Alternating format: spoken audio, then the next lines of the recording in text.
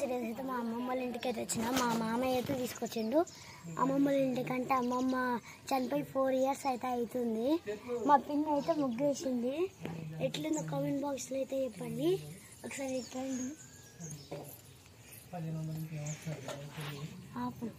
తుడుస్తుంది. శనక్కాయలు అయితే కడుగుతుండు.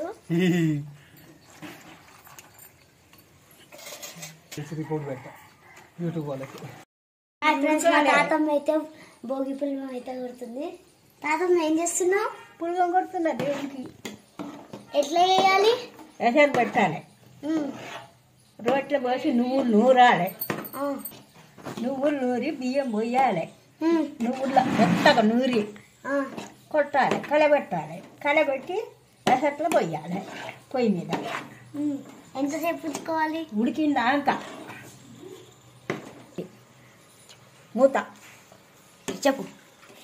తర్వాత ఏం చేయాలి? ఎసరు పెట్టినాక ఏం చేయాలి? పులగం రోట్లో కొట్టాలి, నువ్వులు దంచాలి, దంచి బియ్యం పోయాలి, నువ్వుల పిండిలా పోసి కలదంచి సర్వలెట్టి ఎసరుగానే పోయాలి.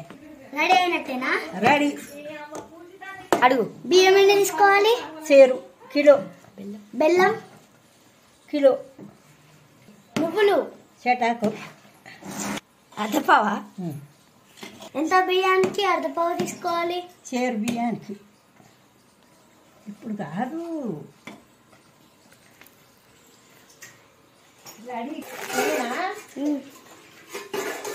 ముఖం కడుక్కోవాలి, స్నానం చేయాలి. అన్నం తర్వాత ఏం చేస్తున్నావు? నీళ్ళు పోస్తున్నావా? ఒట్టి బియ్యం కుడుతుంది. నీళ్ళు పోసినావా? ఏ బాగా నీళ్ళు పోసేది అడగొద్దు. మరి బియ్యం చెట్ట కదా.